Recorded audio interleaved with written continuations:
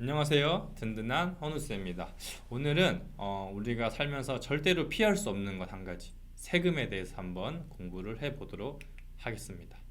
자, 여러분, 우리가 은행에 가서 저축이라는 거 하잖아요. 저축도 해보셨죠? 그러면 적금을 하고 만기가 되면은 그 만기금을 받아요. 내가 적금을 이렇게 해가지고. 그런데 대부분의 사람들이 놓치고 있을 수도 있지만 사실은 그 만기가 돼서 이렇게 돈을 찾으면은 거기에 세금을 떼고 받아요. 세금을 떼고. 혹시 그 세금을 보신 분들이 있을까요? 있을 수도 있고 없을 수도 있는데, 없으신 분들은 왜 그걸 몰랐냐면 아마 이자가 너무 작아서 몰랐을 수도 있어요. 이 이자에 대한 세금이 붙거든요. 그래서 우리가 이자 소득세라 그래요. 여기 지금 화면에 보이는 것처럼 보통은 15.4% 이자가 붙게 돼요. 자, 그래서 그냥 이렇게 가상으로 한번 계산을 해봤어요.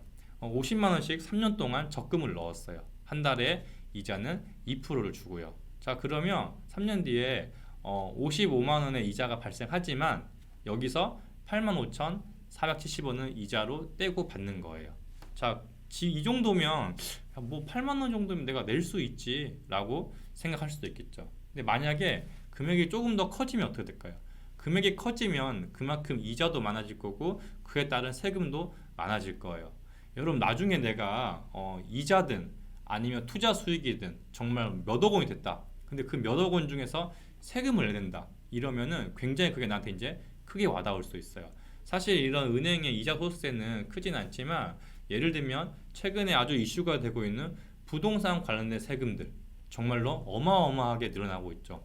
그래서 우리한테는 뭐가 필요하냐면 내가 만약에 선택할 수 있다면 비과세 플랜들을 미리미리 시작해 놓는 것들이 좋아요. 비과세, 말 그대로 세금을 내지 않는다는 거예요. 그래서 우리가 이렇게 평상시에 활용할 수 있는 저축 상품에도 있고, 그리고 나중에 내 노후를 위한 연금 상품에도 비과세를 받을 수 있는 것들이 아직 남아 있어요. 그래서 꼭 이런 비과세들은 잘 챙겨보시고, 내가 선택할 수 있는 게 있으면 반드시 선택을 해야겠다. 이런 금융 쪽 말고도 부동산도 여러분, 만약에 내가 매수를 해서 일정 기간 실거주를 하면 또 비과세 요건이 충족이 되죠. 단 1주택자에 한해서요. 이렇게 우리가 세금의 부담도 커지고 있지만 사실은 내가 잘 알아보면 비과세 받을 수 있는 것도 굉장히 많기 때문에, 항상 어떤 전략을 세우실 때 수익만 생각하지 마시고 그에 따른 세금도 동시에 고려해 보시면 좋을 것 같아요. 여기 나와 있지만 우리가 살아가면서 절대로 피할 수 없는 두 가지, 여러분, 죽음과 세금이라고 합니다. 그래서 지금부터 미리미리 이 세금에 대한 준비를 하시면 더 현명하게 자산 관리를 할 수 있을 것 같습니다. 자, 오늘은 세금에 대해서 알아보았어요. 안녕.